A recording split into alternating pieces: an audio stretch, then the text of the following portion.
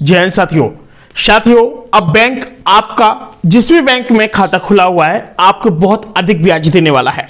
आपको बता दें कि इसके बारे में आपने सुने होगा ऑटो स्वीप फैसिलिटी। अगर नहीं सुना है तो आज मैं आपको बताऊंगा कि आपका बैंक में रखा हुआ पैसा अब आपको किसी को ब्याज में नहीं देना होगा। बात समझ रहे हैं? यानी किसी को ब्याज में नहीं देना, वहां पर आपको रुपए क्या है फंस जाता है या फिर कई प्रकार की समस्याएं आ जाती हैं। भाई किसी को आप पैसा दे रहे हैं, समय पर नहीं मिल पा रहा है। बात समझ रहे हैं? तो अब क्या है कि एक सिस्टम है जो हमेशा से चलता आया, हमारे बहुत सारे लोगों को पता नहीं था। सोचा आपको बता दें कि ऑटो स्वीप फैसिलिटी से क्या होता है कि आपके बैंक अकाउंट में पड़े हुए रुपए से भी आपको बहुत अत्यधिक ब्याज मिल सकता है। आपको पता होगा कि नहीं तो आपको बहुत ही कम परसेंटेज ब्याज मिलता है, 1%, 2%, बस 3% से अधिक नहीं मिलता है। मैं आपको बता दूं कि जो बैंक है, बैंक यानी सेविंग या करंट अकाउंट है, ग्राहकों को एक क्या देते हैं, फैसिलिटी देते हैं। क्या देते हैं लोग? एक फैसिलिटी देते हैं। भाई आजकल सभी को पैसे की जरूरत होती है, काफी सारे लोग ब्याज पे पैसा देते हैं तो वहां से निकालना मुश्किल है। अगर किसी से पैसा लेते तो भाई वो कहो डेली आपके दरवाजे पर आए। यानी आपको बता दें कि आज ही आपको इस सर्विस को चालू कर लेना है। आप जब बैंक में जाएंगे तो बैंक में आप सीधे कहेंगे कि सर हमको ये सर्विस शुरू करनी है, ऑटो स्वीप फैसिलिटी। वो कहेंगे भाई कहां से देखा, क्या है ये, किस लिए करना चाहते हैं? देखिए कौन बैंक चाहेगा कि भाई हम इनको पैसा दें? कोई नहीं चाहता है, ये चीज याद रखना। लेकिन प्रत्येक व्यक्ति चाहता है कि बैंक एक हमको अच्छी मोटी रकम दे और अच्छा पैसा दे। वैसे भी आपका पैसा जो बैंक में जमा होता है तो वो बैंक क्या करती है, हर जगह पर आप लोगों के पैसे को तो प्रयोग करती है। बात समझ रहे हैं कि नहीं कर रहे हैं?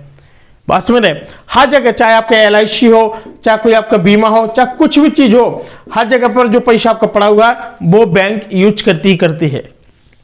बात समझिएगा। तो आपको बता दें कि ऑटो स्वीप फैसिलिटी के जरिए आप अपने सेविंग अकाउंट के जो सरप्लस जो फंड और ब्याज है उसको आप लोग बहुत अच्छे से कमा सकते हैं। कोई दिक्कत वाली बात नहीं है। और मैं साथ ही आपको बता दूं कि अगर आप लोग इस तरीके से करेंगे, यानी कहते हैं कि आप जानते हैं कि जैसे कोई अकाउंट है तो अकाउंट पर आपको जानकारी नहीं रहती कि ये सुविधा आपको कितना परसेंट तक मिलने वाली है। बात समझ रहे? अगर आपका ऑटो स्वीप फैसिलिटी चालू हो जाता है तो आपका कम से कम पहुंच जाता है 8 से 10, 12, 13% तक पहुंच जाता है। समझ बात को? अब क्या है कि ये जो अकाउंट या ज्यादा बैंक का जो फायदा होता है आप उससे कमा सकते हैं, या आपका बैंक आपको ऐसी सुविधा देता है लेकिन शायद आपको इसके बारे में पता नहीं रहता है। आपको बता दें कि आपको यह सर्विस ऑटो स्वीप फैसिलिटी के बारे में बता रहे हैं कि आपको सेविंग अकाउंट में सरप्लस फंड पर जो ब्याज मिलता है आप उसको कमा सकते हैं और बहुत अच्छे तरीके से कमा सकते हैं। अब मैं आपको बताऊंगा कि आखिर काम कैसे करती हैं। देखिए होता क्या है कि एक फीचर होता है जिसको कहते हैं कि ऑटोमेटेड फीचर है, और जो आपके सेविंग या करंट अकाउंट को अपने फिक्स डिपॉजिट अकाउंट से लिंक कर देती है। कौन सा? FD, आपने नाम सुना होगा, जैसे FD यानी फिक्स डिपॉजिट। क्या है फिक्स डिपॉजिट? भाई ये जो फिक्स डिपॉजिट है, क्या इससे क्या करते हैं, कनेक्टिविटी कर देते हैं। अब आपको बता दें कि सेविंग अकाउंट में अगर सरप्लस अकाउंट है तो अपने आप FD अकाउंट में मूव हो जाएगा, और इसके लिए फंड की एक लिमिट भी तय की जाती है। यानी कि आपको यह सर्विस इनेबल करते वक्त बैंक को बताना होगा कि आपके अकाउंट में कितने अमाउंट के बाद बाकी पैसा FD अकाउंट में ट्रांसफर हो जाता है। आपको मतलब ये सारी चीज बतानी पड़ेगी कि आपको हम कितना कर दें कि हम ऑटोमेटिकली क्या हो जाए, ट्रांसफर हो जाए। ठीक। अब बात आती है, जैसे काफी सारे लोग पूछते हैं कि जब भी आपके बैंक अकाउंट में क्या है उस लिमिट से ज्यादा की अगर रकम होती है तो उस अमाउंट पर FD में चला जाएगा और जिस पर आपको इंटरेस्ट मिलेगा, यानी आपको ब्याज बहुत अच्छा मिलने वाला है। अगर वहीं कहीं सेविंग अकाउंट में रकम लिमिट से नीचे आ जाती है तो आपको FD का जो अकाउंट है उसमें क्या है उतनी रकम वापस बैंक अकाउंट में आ जाएगी, जो रिवर्स स्वीप कहते हैं। इससे आपके बैंक अकाउंट में आपकी खुद की तय की गई फंड की लिमिट मेंटेन होती रहती है, और साथ ही सरप्लस अमाउंट FD से इंटरेस्ट देता रहता है। भाई आजकल इस शब्द कौन नहीं लेना चाहता है, लेकिन बहुत सारे लोग तो ऐसे भी कि वो कहते कि सर ऐसा तो नहीं है कोई इस पे हमको पैसे से लगेगा बाद में। तो मैं आपको बता दूं कि ऐसा कुछ भी नहीं है कि आपको पैसे लगेगा कि क्या है, कि ऐसा कोई भी इशू नहीं होने वाला है। लेकिन आपको बता दें कि जो फंड है, फंड को आप लोग FD अकाउंट में मूव होने को स्वीप कहते हैं, और वही फंड के वापस बैंक अकाउंट में आने को क्या कहते हैं, स्वीप इन कहते हैं। बात समझ में आ गई होगी। साथियों कभी कभी पूछते कि क्या क्या होता है इसमें, यानी ऑटो स्वीप ये होती क्या चीज है, इसके जो हम लोग फायदे हैं वो किस तरीके से जान सकते हैं। अगर एक बार हम चालू करिए तो क्या इसकी चिंता खत्म हो जाएगी, बहुत सारे लोग पूछते भी हैं। मैं आपको बता दूं कि अगर हम लोग ऑटो शिप में, अगर जैसे क्या होता है ऑटो शिप, ऑटो मीन्स होता कि ऑटोमेटिकली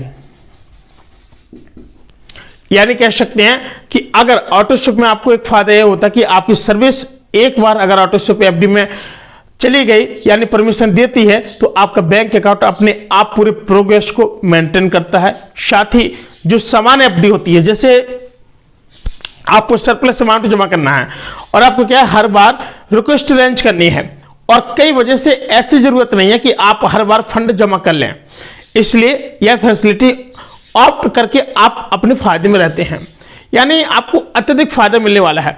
और ज्यादा ब्याज के फायदा कैसा है मैं आपको बता दूं कि इसमें क्या होता है कि एक फायदा क्या है ब्याज का, सबसे ज्यादा ब्याज का फायदा होता है इसमें। अब कैसा होता है कि क्या कि आपका जो सेविंग अकाउंट में पड़े फंड को क्या करते हैं एफडी अकाउंट में ट्रांसफर करके उस पर एफडी इंटरेस्ट कलेक्ट कर लेते हैं। और इसमें आपको कितना फायदा होगा यह चेक करने के लिए आपको इंटरेस्ट रेस्ट कैलकुलेटर, बात समझ रहे हैं, कह सकते हैं कि आपको यह है बहुत ज्यादा जिसको कहते हैं इंटरेस्ट रेट कैलकुलेटर का सहारा लेना होगा, ठीक है, आप उसके माध्यम से कह सकते हैं। और काफी क्या होता है कि फ्लेक्सिबल है, बहुत अच्छा, यानी फ्लेक्सिबल यानी सब कुछ, बात समझ रहे हैं, सब कुछ, यानी बैंक इस सर्विस के तहत आपको काफी फ्लेक्सिबिलिटी देती है और इससे आप अपनी सुविधा के मुताबिक डिपॉजिट पीरियड और अमाउंट फंड की लिमिट भी तय कर सकते हैं। बात समझ रहे हैं।